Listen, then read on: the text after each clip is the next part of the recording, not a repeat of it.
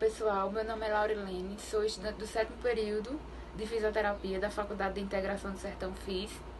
Estou aqui para falar um pouco sobre nutrição e o suplemento dos atletas. Os atletas que possuem hábitos alimentares saudáveis, ele tem a grande probabilidade de reduzir lesões e doenças, tornando assim o limiar de vida mais alto em relação à saúde.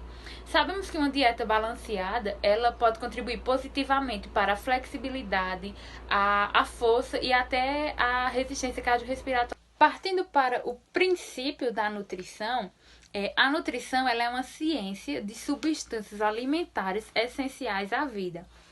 Os nutrientes possuem algumas funções principais, que são o crescimento, a recuperação, a manutenção dos tecidos, a regulação dos processos corpóreos e a produção de energia.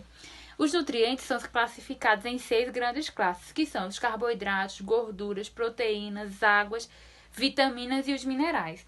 As proteínas, carboidratos e as gorduras, elas são classificadas como macronutrientes, pois a partir delas é o que vai gerar a energia ao organismo. Já a água, os minerais e as vitaminas, elas são consideradas micronutrientes, pois ela só vai ajudar a exercer a função normal do corpo. Porém, se não tiver um fornecimento adequado desses micronutrientes, os macronutrientes não poderão exercer suas funções. Fontes de energia. Nós temos 3 tipos diferentes de fontes de energia: carboidrato, gordura e proteína. Pessoas que têm uma vida ativa, que praticam exercícios, tendem a necessitar mais de fontes de energia do que uma pessoa sedentária. Um deles, como eu disse, é o carboidrato. A ingestão de carboidrato ela deve ser responsável por 55 a 60% da ingestão calórica total do nosso corpo. Dentro dos carboidratos, nós temos os carboidratos simples, que são os açúcares, e temos os carboidratos complexos, que são os amidos e as fibras. O açúcar são subdivididos em monossacarídeos e disacarídeos. Os monossacarídeos são açúcares simples, que são encontrados no mel, na fruta e no xarope. Os disacarídeos são os açúcares do leite e também os açúcares que a gente usa na mesa, que serve para adoçar café, leite, entre outras coisas. Tendo em vista que o açúcar ele contribui muito pouco em termos de outros nutrientes, a quantidade de açúcar ingerida não deve passar de 15% do total de ingestão de calorias.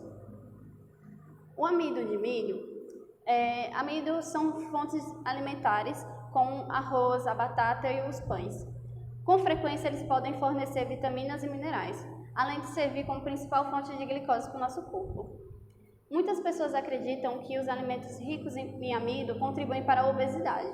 O problema é que a maioria desses alimentos são ingeridos junto com a gordura, de manteiga, de margarina, caldos, entre outras coisas, que contribuem para o excesso de calorias.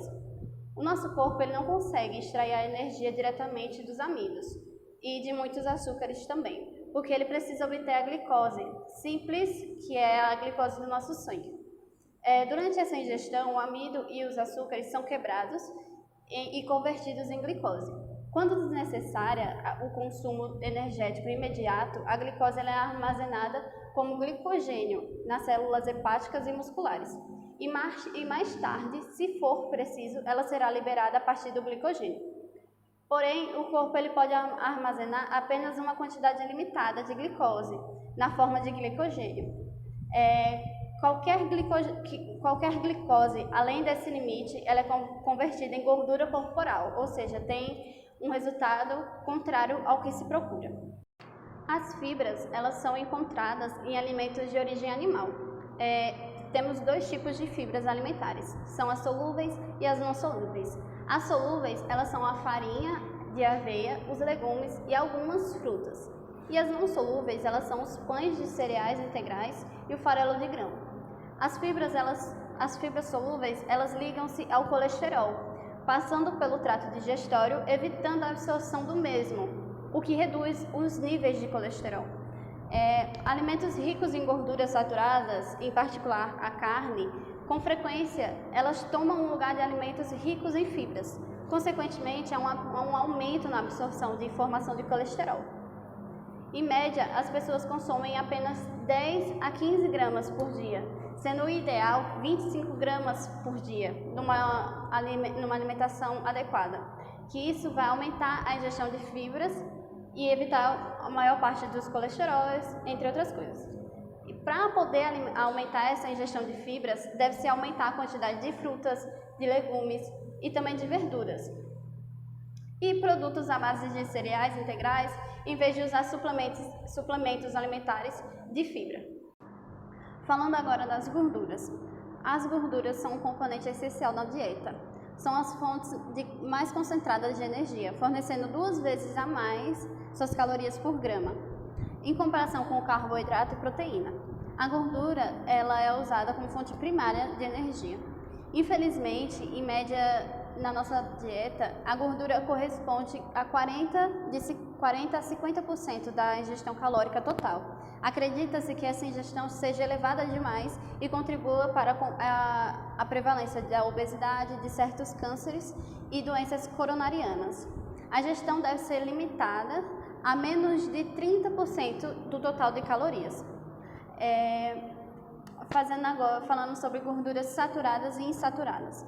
Em geral, as gorduras que contêm mais ácidos graxos insaturadas provêm das plantas e apresentam-se na forma líquida e na temperatura ambiente.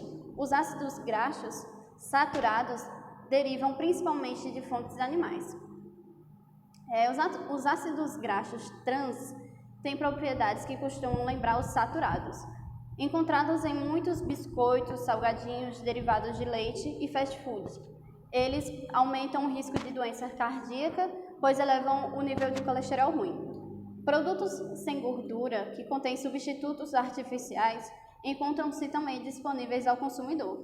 Eles não possuem colesterol e têm 80% menos calorias que os similares feitos com gordura.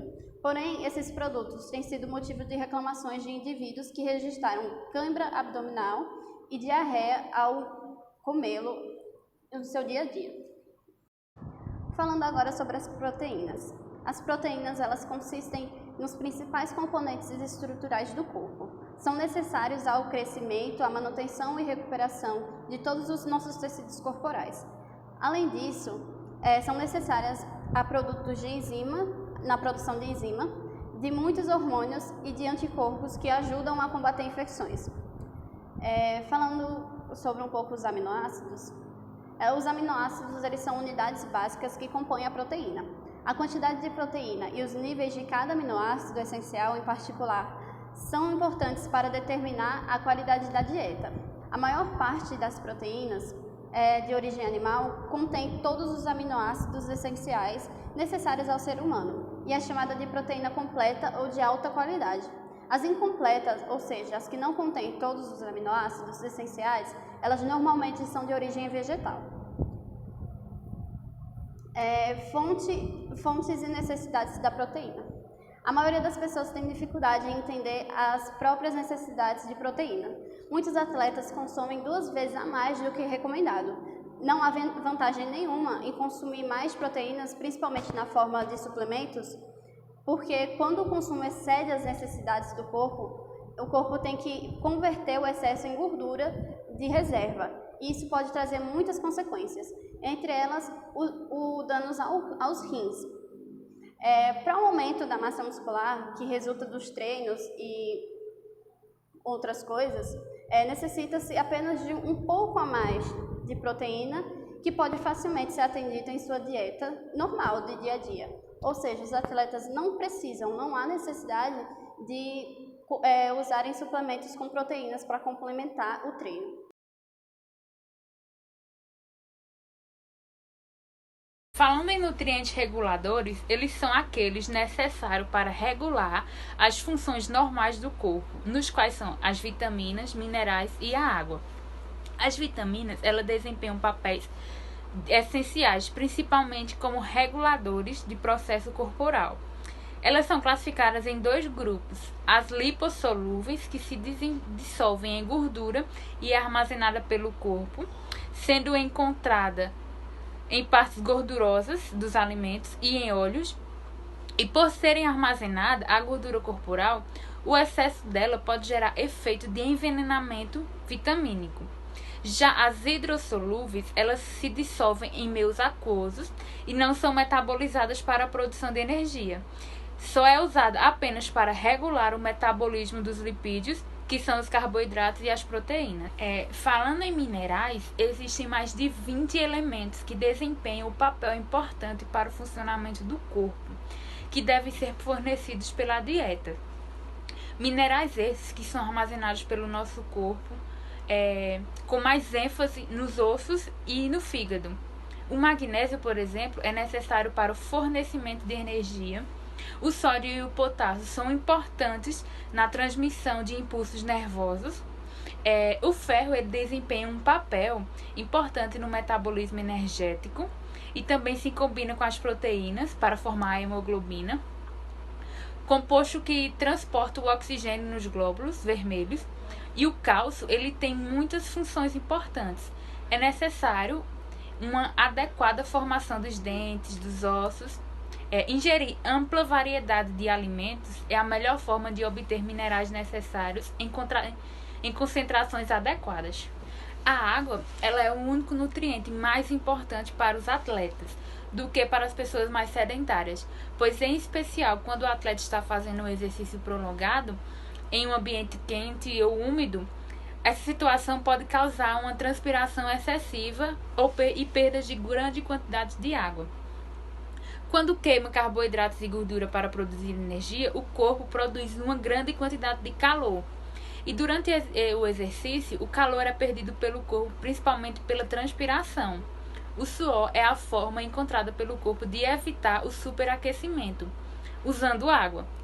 Restrições no consumo de água nesse momento resultam em desidratação, que pode prejudicar a saúde do atleta.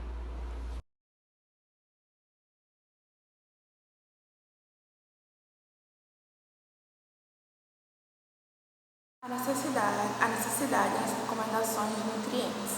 A necessidade de nutrientes é a quantidade fundamental para evitar doenças por deficiência. Vale ressaltar que a necessidade e a recomendação são coisas diferentes. Cada indivíduo terá necessidades diferentes, mesmo sendo da mesma população. E a recomendação é, por exemplo, quando dizem que temos que beber 2 litros de água por dia, mas tem pessoas que precisam bem mais de 2 litros.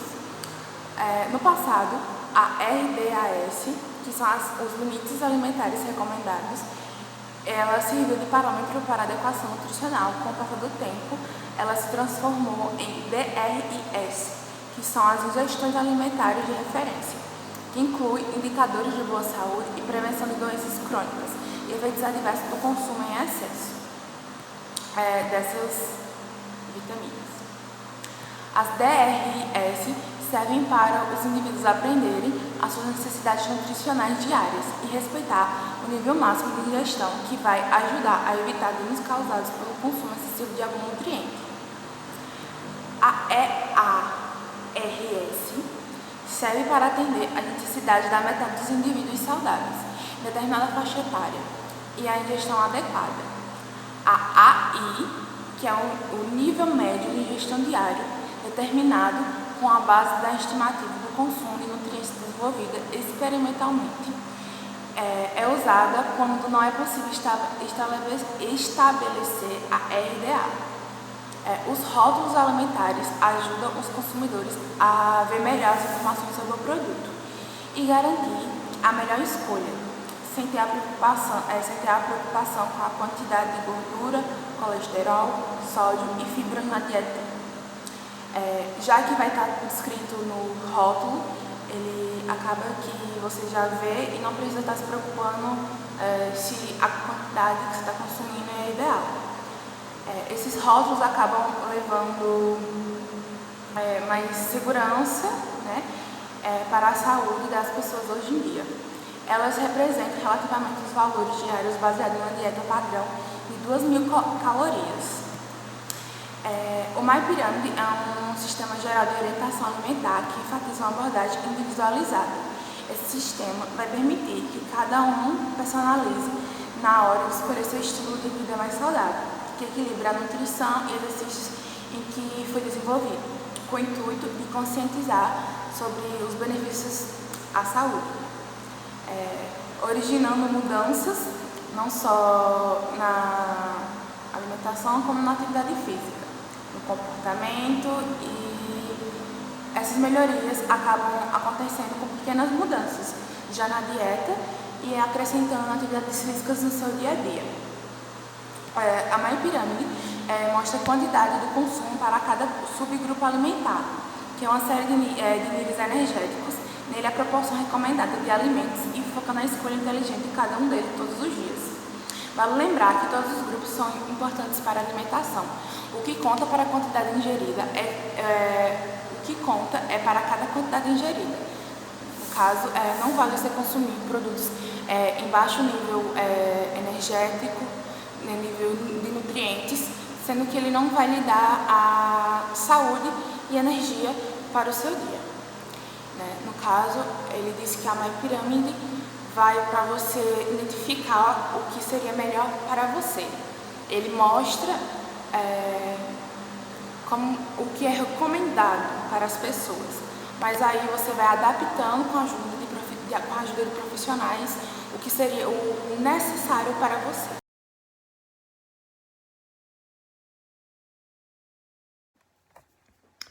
Fiquei com o tópico de suplementos alimentares e aqui eu vou desvendar um pouco dos mitos que foram criados sobre esse tema.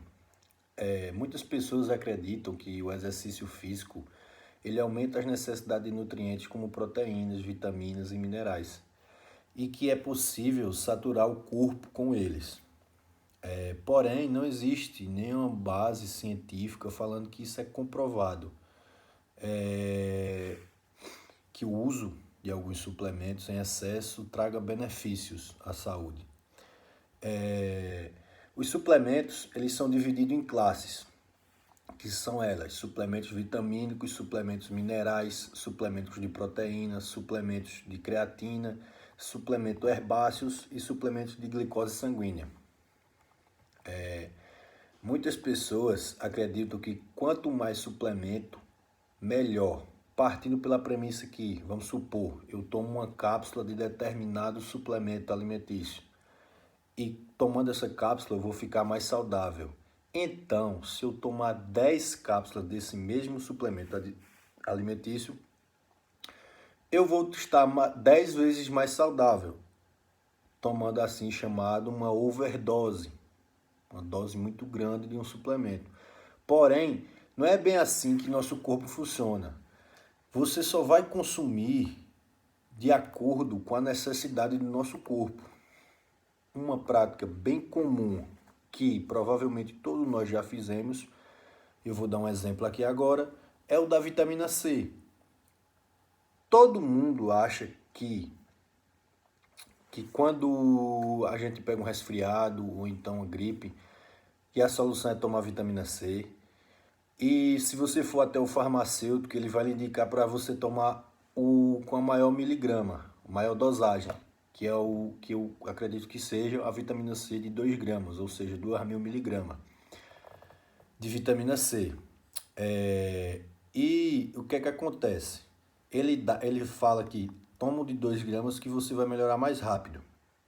Só que logo em seguida, depois que a gente ingere, a gente nota que quando a gente vai urinar, no popular fazer xixi, o mesmo sai, como é que eu posso falar, de uma coloração diferente. Ele sai um verde, aquele verde Chernobyl, sabe, aquele verde fosforescente. Por que isso acontece? Aquele verde, aquela coloração diferente, é a vitamina C que não foi absorvida pelo seu corpo sendo excretada. E por que isso acontece? Porque o nosso corpo absorve cerca só de 200 miligramas de vitamina C diariamente. Ou seja, você comprou 2.000, 2.000 menos 200 ficou 1.800. Então, o que é que aconteceu? 1.800 miligramas de vitamina C foram excretadas pelo seu corpo, porque seu corpo só absorveu 200 miligramas.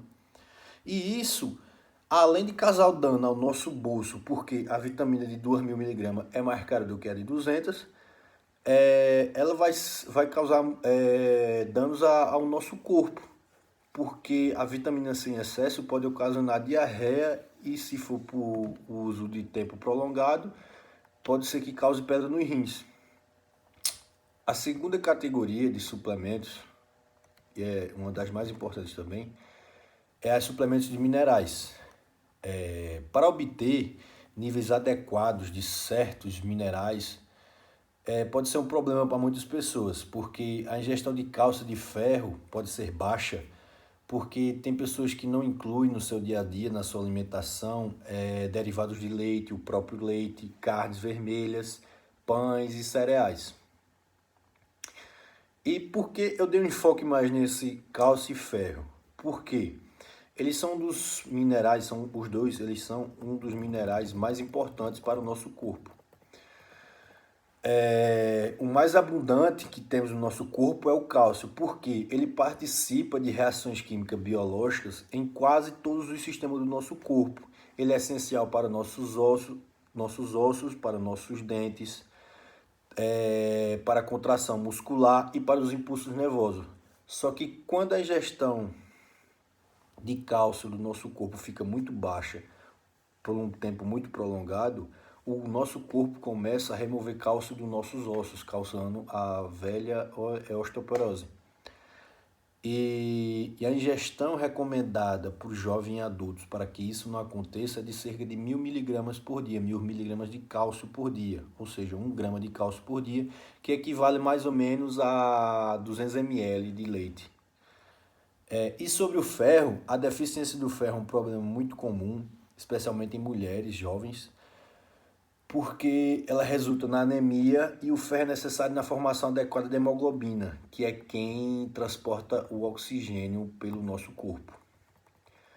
Sobre os suplementos de proteína, que eu acho que deve ser um dos suplementos alimentares mais usados, tanto por quem é praticante de atividade física como para pessoas comuns.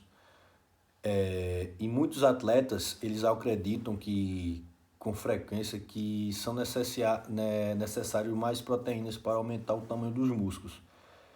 E é verdade que os atletas que estão desenvolvendo os músculos precisam de uma quantidade menor de proteína,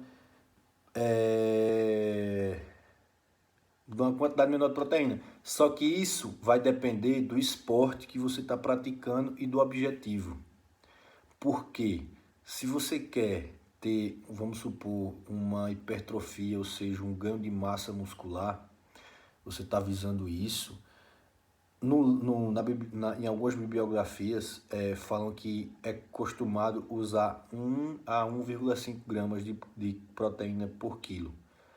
Só que essas bibliografias são antigas. Se você fizer algumas pesquisas, hoje a gente vai ver que o comumente é usado de 2 a 2,2 gramas de proteína por quilo. Isso visando a hipertrofia, né? Vai depender de qual esporte, qual é o objetivo que você está almejando. Agora a gente vai falar, na minha opinião, de um dos suplementos mais importantes para qualquer atleta, seja qual for o esporte que ele pratica, que é a creatina. A creatina, ele é um composto orgânico de ocorrência natural, sintetizado pelos rins e fígado e pelo pâncreas.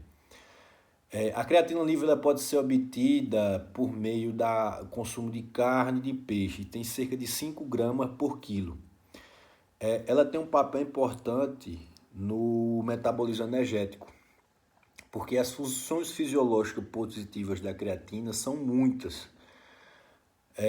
Ela melhora a ressíntese de ATP, ela melhora a intensidade do treino, permite uma maior intensidade no treino.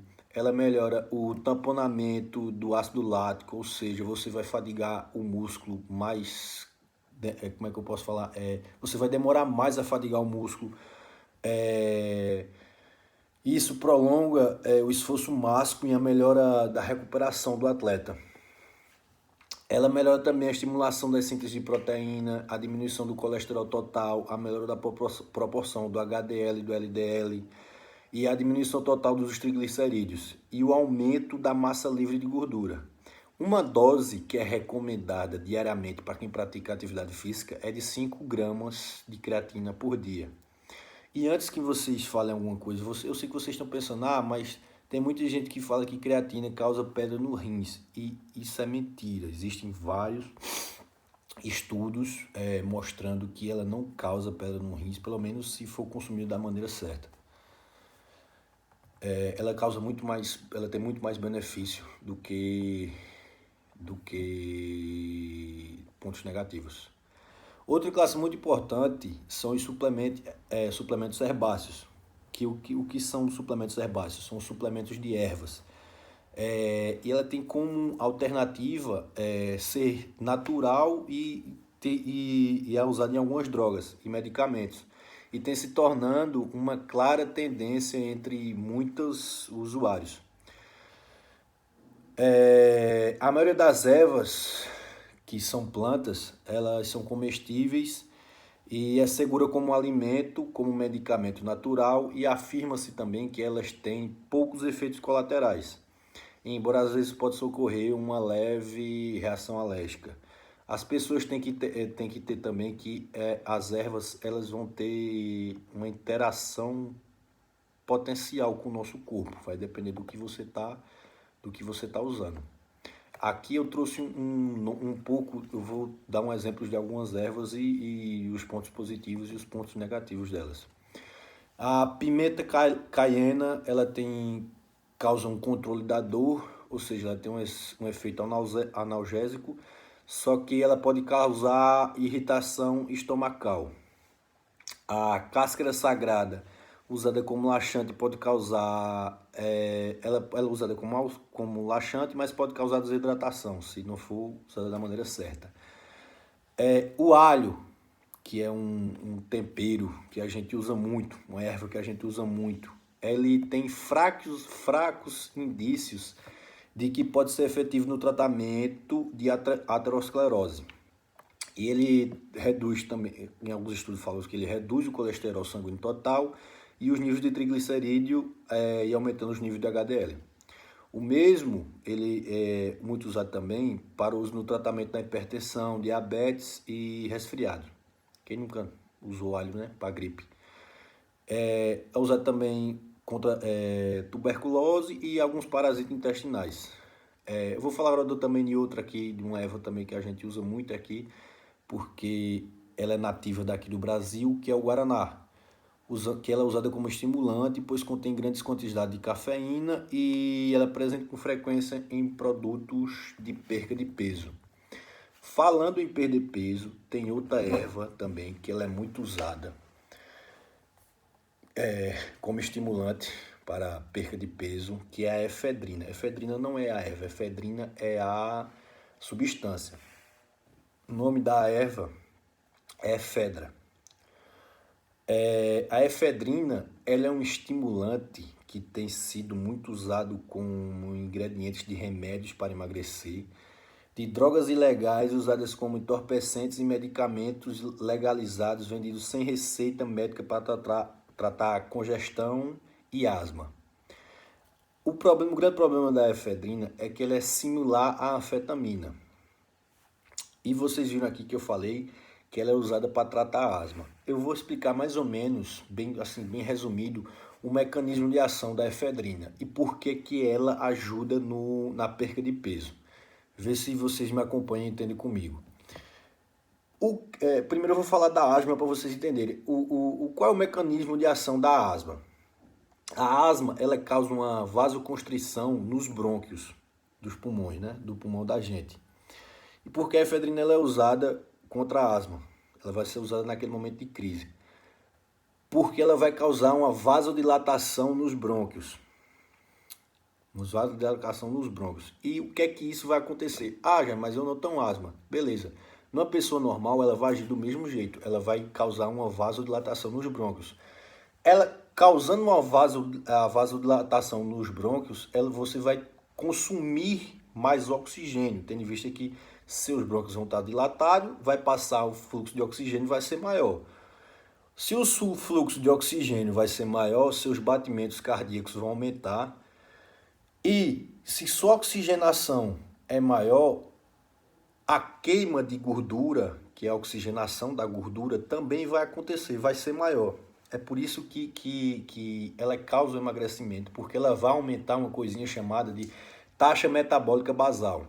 O que é a taxa metabólica basal? A taxa metabólica basal é uma quantidade certa de calorias que a gente consome, dependendo de cada indivíduo, que o nosso corpo consome para se manter vivo. Ou seja, vamos supor, eu tenho uma taxa metabólica basal de 2.000 calorias. Para eu me manter vivo todo dia, eu tenho que comer 2.000 calorias.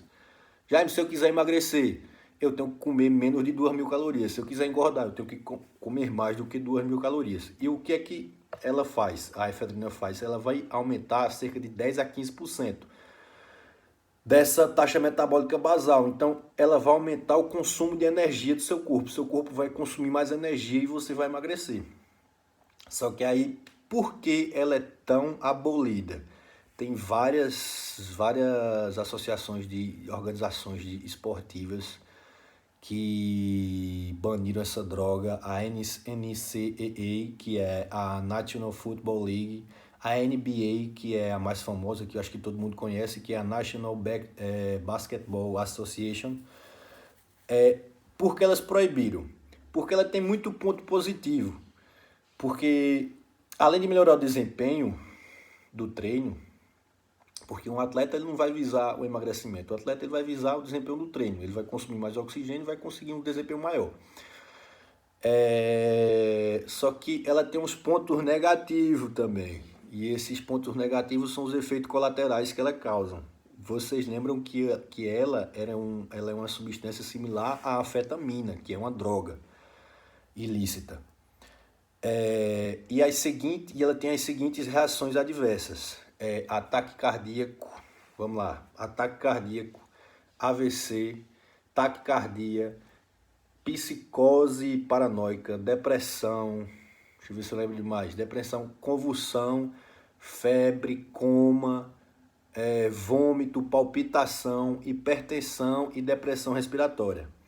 Então, assim, o uso dela é bem complicado, é bem restrito. Tem alguns suplementos alimentares importados. Aqui no Brasil a Anvisa proibiu, mas no exterior, em alguns países, as ligas assim, de esporte proibiram, mas a comercialização em si não. Então você encontra em alguns termogênicos importados a efedrina. Outros suplementos que são bastante usados são os suplementos de glicose. A ingestão de grandes quantidades de açúcar em forma de mel, doces ou até de açúcar puro antes da atividade física pode ter um impacto significativo no desempenho. Por quê? À medida que os carboidratos são digeridos, grandes quantidades de glicose vão para a nossa corrente sanguínea. E esse aumento dos níveis de açúcar sanguíneo estimulam a liberação de insulina. E a insulina permite que as células usem a glicose em circulação, de modo que os níveis de glicose no sangue logo retornam ao normal. Ou seja, você vai ter um pico de insulina ali muito alto, seu corpo vai identificar aquilo, você vai ter, como é que fala, um grande desempenho em pouco tempo, porque seu corpo vai usar aquela energia muito rápido. E eles acham, então, que o declínio dos níveis de açúcar no sangue seria prejudicial ao desempenho e à resistência. Entretanto, esses dados científicos recentes indicam que o efeito da ingestão de grandes quantidades de carboidrato é muito mais benéfico do que negativo.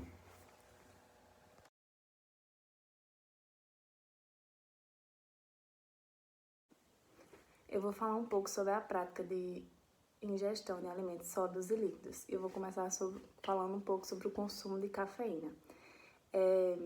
Muitas pessoas elas consomem cafeína, chá e bebidas gaseificadas, sabendo que alguns dos seus efeitos é aumentar o seu estado de alerta, diminuir a fadiga. No entanto, quando essas bebidas elas são ingeridas em grandes quantidades, elas vão causar nervosismo, irritabilidade, vai aumentar a sua frequência cardíaca e também pode causar dores de cabeça. Essas dores de cabeça elas também podem ser sintomas da síndrome de abstinência da cafeína, que é quando a pessoa está tentando parar ou diminuir, né, com a cafeína. Essa cafeína ela vai incrementar o uso de gordura durante os exercícios de resistência. E ela vai adiar, portanto, a diminuição das reservas de glicogênio. Esse adiantamento ele vai ajudar no desempenho da resistência. E a cafeína também ajuda a tornar o cálcio mais disponível aos músculos durante a contração, permitindo que eles estabeleçam de modo mais eficiente. Entretanto, as autoridades olímpicas elas consideram que a cafeína é também uma droga e nos testes antidoping os atletas eles não podem apresentar níveis maiores do que a ingestão de 5 a 6 xícaras de café. As bebidas energéticas que contêm grandes doses de cafeínas e de outros estimulantes herbáceos, elas contêm muita cafeína, até 80 gramas, mais ou menos. A cafeína ela vai agir no corpo de cada pessoa de maneiras diferentes, né? Ela pode aumentar a frequência cardíaca e da pressão sanguínea, aumentar a desidratação e interferir no sono. E também as bebidas energéticas elas não devem ser usadas quando a pessoa está se exercitando, porque essa combinação de perda de fluidos pela transpiração com a qualidade diurética da cafeína, ela pode deixar esse atleta desidratado. Agora eu vou falar um pouco sobre o consumo do álcool. Os efeitos do álcool sobre o sistema nervoso central, eles incluem a redução da coordenação física, lentidão aos tempos de reação e também a diminuição do seu estado de alerta. Além disso, essa droga ela vai aumentar a produção de urina e vai causar a sua desidratação, porque você vai estar perdendo a sua água corporal. O álcool ele realmente fornece energia ao nosso corpo, só que cada grama de álcool puro ela contém 7 calorias. No entanto, as fontes de álcool praticamente elas não têm outro valor nutricional, elas não têm vitaminas, não têm minerais, não têm proteínas. Portanto, o uso de bebidas alcoólicas para atletas ele é totalmente contraindicado antes, durante ou após as suas atividades físicas. Agora eu vou falar um pouco sobre o consumo de produtos orgânicos, naturais e saudáveis. As pessoas elas vêm se preocupando cada vez mais com a qualidade dos alimentos que elas têm ingerido e não somente com o seu valor nutricional. Os alimentos orgânicos eles são cultivados sem fertilizantes sintéticos e pesticidas. Tecnicamente, esse nome alimento orgânico ele não significa nada, porque todos os alimentos, com exceção da água, eles são orgânicos. Os alimentos produzidos organicamente, eles têm um custo mais caro do que os outros alimentos que não são orgânicos, são feitos por meios convencionais. E não há vantagem em você consumir produtos alimentícios orgânicos, porque eles não são mais nutritivos do que os alimentos produzidos convencional. Apesar disso, para algumas pessoas é um efeito psicológico, né, de acreditar que ele está fazendo algo de bom para o seu corpo e isso justifica o seu gasto extra. Mas alimentos naturais eles não têm muito processamento e também não contém aditivos, corantes, conservantes ou sabores artificiais. O processamento ele pode preservar o valor nutricional E os conservantes, eles mantêm os alimentos em um bom estado, evitando que eles se estraguem com tanta facilidade. E tanto os alimentos orgânicos quanto os naturais, eles são descritos como saudáveis. Agora eu vou falar um pouco sobre a ingestão de fast food. Alimentar-se de fast food faz parte do nosso cotidiano, né? Principalmente para atletas jovens que cresceram com essa alimentação. Além de eventuais problemas com o sabor dos alimentos, a principal preocupação relacionada a esse consumo é que de 40% a 50% das calorias consumidas, elas se originam de gordura. Para complicar o problema, essas refeições elas costumam ter grandes porções por um preço muito acessível. Para aqueles que querem comer o máximo de gordura, sal e calorias de uma vez só. Entre os aspectos positivos é que o fato que os restaurantes fast food eles estão ampliando o seu cardápio, tentando trazer alimentos com baixo teor de gordura. Muitas das redes de restaurantes de fast food elas fornecem informações nutricionais aos consumidores, quando solicitado, ou as que já incluem no seu folheto. Agora eu vou falar um pouco sobre as dietas com baixo teor de carboidratos. Por vários anos, recomendou-se fazer uma limitação da ingestão de gorduras como forma de controlar o peso. Mas recentemente eles passaram a recomendar a limitação mais rigorosa de ingestão de carboidratos na sua alimentação. Há muitas versões de dietas com baixo teor de carboidrato. A maioria dessas, elas substituem o carboidrato por alimentos ricos em gordura e com moderada quantidade de proteínas. As dietas com baixo teor de calorias e gorduras, elas não levam em conta que a gordura, que essa gordura alimentar, ela nem sempre é convertida em gordura corporal. Entretanto, os carboidratos, eles são prontamente convertidos em gordura.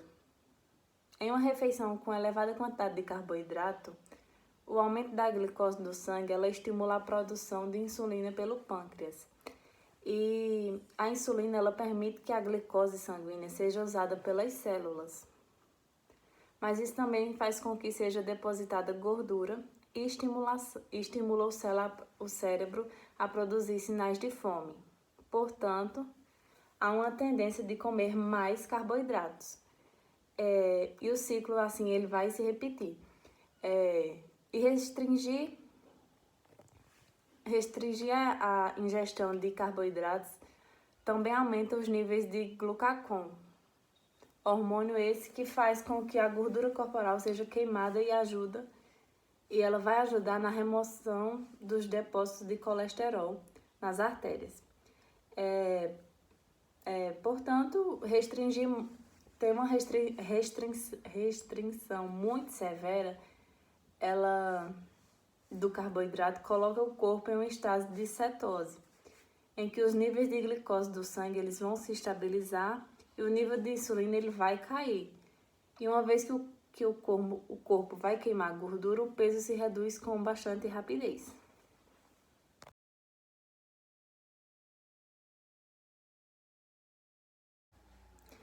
Agora eu vou falar um pouco sobre a supercompensação de glicogênio. Para eventos de longa duração, esses atletas eles precisam guardar uma quantidade significativa de glicogênio armazenado no seu corpo.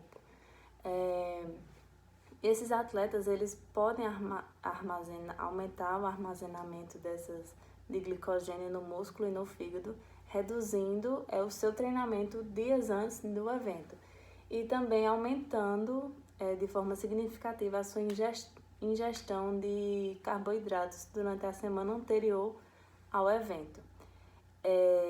A supercompensação de glicogênio ela é alcançada ao longo de um período de 6 dias, devido a 3 fases. Na primeira fase, o treinamento ele deve ser duro, com restrição de ingestão de carboidratos. Durante a segunda fase, esse treinamento ele deve ser reduzido e o indivíduo deve comer bastante carboidrato. A supercompensação de glicogênio ela só tem valor em eventos de longa duração, que produzem depressão desse polissacarídeo, como é no caso das maratonas. E também, ela não é indicada fazer mais de 2 a 3 vezes no ano. E é isso.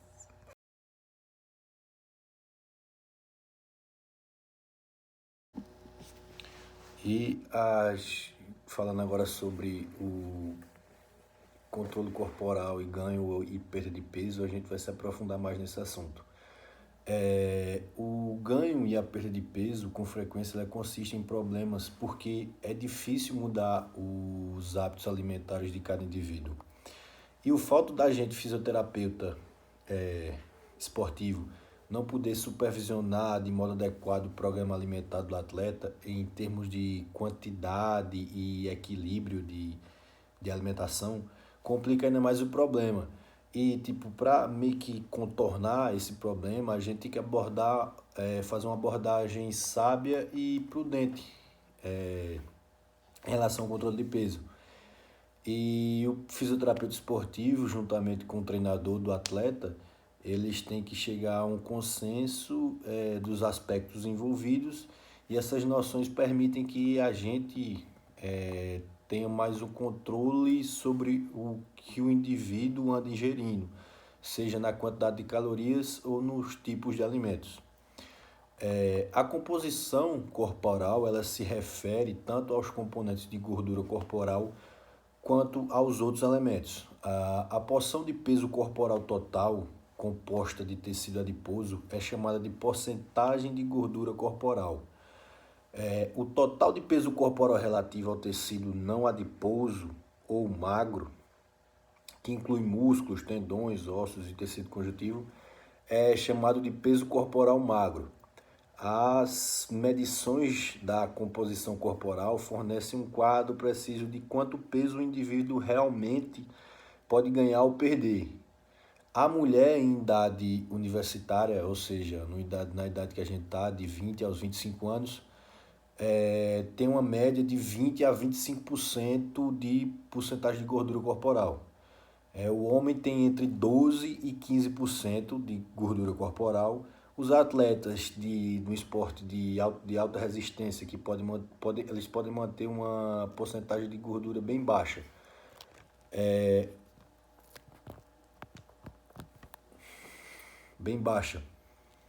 De 8 a 12%. Os atletas normais de 10 a 18%, a porcentagem de gordura corporal não deve ficar abaixo de 3%, porque 3% para os homens e 12% para a mulher. Por quê? Pois abaixo desses níveis, os órgãos internos da gente tendem a perder sua camada protetora de gordura, e o que deixa os órgãos da gente propenso a lesões. Estar acima do peso, falando agora sobre controle de peso, estar acima do peso ou obeso são condições diferentes.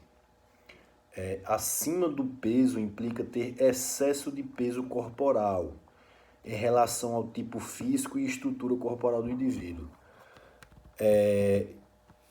Isso pode não ser um problema, a não ser que, por exemplo, pode ser um problema você estar acima do peso e você ser um indivíduo muito forte, entende?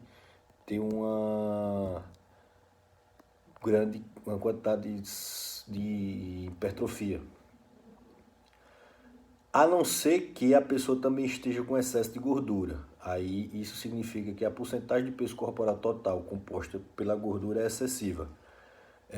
A obesidade implica na quantidade excessiva de gordura corporal, muito mais do que considerado normal. As mulheres com gordura acima de 30% e os homens com mais de 20% são considerados obesos. Dois fatores determinantes a quantidade de gordura no corpo o número de células de gorduras células de gordura ou células adiposas, o tamanho de cada uma delas. a proliferação ou a hiperplasia das células adiposas começa no nascimento e continua até a puberdade. Acreditam que após o início da vida adulta o número de células de gordura permaneça fixo, embora haja certos indícios de que ele não seja necessariamente físico. O tamanho da célula adiposa também aumenta de modo gradual, ou seja, devagarzinho, ou a hipertrofia, até o início da idade adulta e pode aumentar ou diminuir em função do saldo calórico. Se você está comendo mais do que deve, vai aumentar. Se você está em déficit calórico, vai diminuir. Em adultos, a perda ou ganho de peso acontece principalmente em função das mudanças do tamanho da célula e não por causa do número de células. Os adultos obesos tendem a exibir grandes hipertrofias de células adiposas. Aí, entrando aqui agora nesse assunto, eu quero puxar aqui uma abazinha aqui para o lado sobre a questão de você ganhar e perder peso num espaço curto de tempo, chamado do efeito sanfona.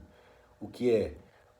Porque geralmente quem sofre esse efeito sanfona, geralmente o indivíduo é obeso, ele fez dieta, praticou exercício, atividade física, perdeu peso, só que engordou novamente e engordou mais do que ele era antes. Ou seja, ele está mais pesado do que era antes. E por que isso acontece? Vamos lá. Aqui, vocês deram para entender, nesse trecho que eu expliquei agora, que a gente nasce com com determinada quantidade de células adiposas e provavelmente a gente perde muito poucas ao longo da vida. Então, provavelmente a gente nasce com essas células adiposas e vai morrer com elas. O que é que acontece? Quando você engorda, você aumenta o tamanho da célula. A célula vai ficar grande. E quando você emagrece, aí vocês pensam, emagreci. O que é que aconteceu com a célula? Perdi a célula. Não, a célula continua lá. A célula continua, a adiposa vai continuar lá. O que vai acontecer é que ela vai diminuir. Aí vamos supor, o cara emagreceu e a célula diminuiu. Aí por que ele engordou mais do que, ficou mais pesado do que era antes? Porque além da célula que diminuiu quando ele emagreceu aumentar, ela vai se multiplicar. Então o indivíduo ele vai ganhar mais peso do que antes. A célula adiposa, ela armazena triglicerídeo na forma de gordura líquida. Essa gordura movimenta-se para dentro e para fora da célula de acordo com a necessidade de energia do corpo, que são determinadas em grandes medidas pelo tipo de atividade. Maior quantidade de gordura é usada em atividade de intensidade moderada ou de longa duração. Quanto maior a quantidade de triglicerídeos contido na célula adiposa, maior a quantidade de peso corporal total composta de gordura. Meio quilo de gordura corporal é composta de cerca de 3.500 calorias, armazenadas como triglicerídeos dentro da célula adiposa. Falando agora sobre perca de peso, um indivíduo ele tem vários caminhos para perder peso. Dieta e exercício. Não existe outro caminho para perder peso. Você tem que estar em déficit calórico, ou seja, você tem que consumir mais energia do que está absorvendo. Não adianta tomar remédio milagroso, não adianta fazer a dieta da sopa, a dieta da lua, a dieta da tinta, a dieta que seja for.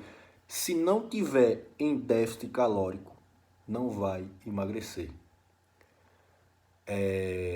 O aumento, não só a dieta, o aumento da quantidade de exercício físico em combinação com a dieta é a melhor forma de você emagrecer. Tá entendendo? A perda de peso apenas pela dieta, ela é muito difícil, muito difícil. E na maioria dos casos, a dieta sozinha é um meio ineficiente de perder peso, porque o controle de peso a longo prazo por meio de apenas da dieta resulta em exato somente 2% dos casos que são estudados. E cerca de 35% a 40% da diminuição de peso provocada pela dieta resultam da perda de tecido magro. Ou seja, se você fizer somente a dieta para perder peso, você vai perder mais massa magra do que gordura em si. E isso não é o que o indivíduo quer. A ingestão calórica mínima não deve ficar abaixo de 1.000 calorias a 1.200. Para mulheres, isso para mulheres, e de 1.200 a 1.400 para o homem.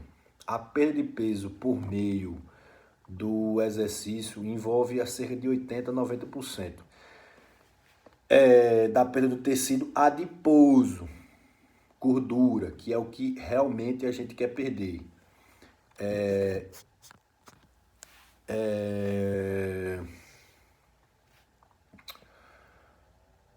O tecido adiposo com quase nenhuma perda de tecido magro, só com exercício. E você perder peso só com exercício é tão difícil quanto perder peso só com a dieta. Entretanto, o exercício vai resultar não apenas na redução de peso, mas também no incremento da resistência cardiorrespiratória, o aumento da força e da flexibilidade. Por essas razões, o exercício tem vantagens visíveis sobre a dieta em qualquer programa de perda de peso. O método mais eficiente de diminuição da porcentagem de peso corporal formado de gordura é a combinação de dieta e de exercício. Uma restrição calórica moderada, ou seja, déficit calórico, juntamente com um aumento moderado de gasto calórico, resultado no saldo calórico negativo, que foi o que eu falei lá no começo, déficit calórico. Esse método é relativamente rápido e fácil, se você tiver determinação, se comparado a qualquer um dos outros métodos isolados, pois a mudança de hábito é moderada. Em um programa de perda de peso, o objetivo deve ser perder meio quilo a 1 quilo por semana. A perda de mais de 2 a 2,5 quilos por semana pode ser atribuída à desidratação, porque você vai perder muita água, muita retenção, e não em si a perda de gordura. O programa de perda de peso tem que enfatizar uma abordagem a longo prazo. Você tem que ter ideia de que quando você começar a perder peso, você vai ter que mudar todos os seus hábitos alimentares. Tanto os seus hábitos alimentares quanto os seus hábitos do dia a dia. E ao contrário do objetivo de perder peso, a gente tem um objetivo de ganhar peso, mas ninguém quer ganhar peso, ganhar gordura. A gente quer ganhar músculo, né? Ganhar massa magra. E os músculos, em oposição à gordura, a massa muscular deve ser aumentada apenas por meio do trabalho muscular, combinado com o aumento adequado da ingestão alimentar. Se perguntarem para mim, vocês sabem que eu já fui obeso, emagreci e agora estou num processo de ganho de massa muscular. Se chegarem assim e perguntarem para mim, Jaime, o que é mais fácil, perder peso ou ganhar massa? Eu vou falar sem medo nenhum a vocês, perder peso. Por quê? Perder peso é igual eu falei, a gente só precisa estar em déficit calórico, você só precisa gastar mais do que absorve. Ah, mas eu tenho um distúrbio na tireoide. Beleza, você pode ter um distúrbio hormonal, mas essa lei do déficit calórico não sobrepõe à lei do distúrbio, tá ligado? Entendeu? E por que ganhar peso é tão difícil? Porque além de você ter que fazer uma dieta equilibrada, você vai ter que saber treinar bem. Você tem que saber treinar bem, comer bem. Seus hormônios, esses hormônios sim vão influenciar. Seus hormônios têm que estar com as taxas, sua testosterona tem que estar em específico. Seus hormônios, especificamente a testosterona, que é o hormônio que vai mais causar hipertrofia em você, tem que estar num nível assim legal. Então tem muita mais variante para você ganhar peso do que para você perder. Por isso que eu acho que ganhar peso, que eu tô falando ganhar massa, né? É muito mais difícil do que perder. E não é possível aumentar a massa muscular somente pela ingestão de nenhum tipo de comida ou de vitamina. A taxa de ganho de peso é recomendada de 0,5 a 1 kg por semana. Cada grama de massa corporal magra ganha representa um saldo calórico positivo. Esse saldo positivo corresponde à gestão de aproximadamente 2.500 calorias a mais do valor gasto, assim mais ou menos 500 gramas de gordura. O indivíduo que quer perder peso deve incluir o exercício físico como um componente-chave do programa de emagrecimento. Os adultos acima do peso e os obesos devem começar no mínimo de 150 minutos de exercício de intensidade moderada por semana, quando possível, se você tiver tempo, chegar a 200 minutos. Os indivíduos interessados em usar suplementos alimentares, que foi o que eu falei lá no começo, agentes que incrementam a perda de peso, devem fazer isso sob supervisão de um médico ou de algum outro profissional da área de saúde habilitado. Em relação às estratégias de intervenção adequada para a perda de peso e a prevenção da recuperação de pesos em adultos, representar equivalente a 3.500 calorias. O tecido corporal magro contém menos gordura, mais proteína e mais água e representa cerca de 2.500 calorias. Para ganhar 500 gramas de músculo é necessário um excesso de mais ou menos 2.500 calorias, além de você saber treinar, estar treinando bem e os hormônios ali em dia. E para perder 500 gramas de gordura, cerca de 3.500 calorias em excesso na ingestão devem ser gastas em atividade. Ao acrescentar 500 a 1.000 calorias diariamente à alimentação habitual, o indivíduo ingere energia suficiente para 0,5 a 1 kg por semana e alimenta o aumento no gasto de combustível, gerando pelo programa de treinamento de musculação. A musculação de fazer parte do programa de ganho de peso, se não da ingestão de energia, o excesso será convertido em gordura. E assim a gente finaliza.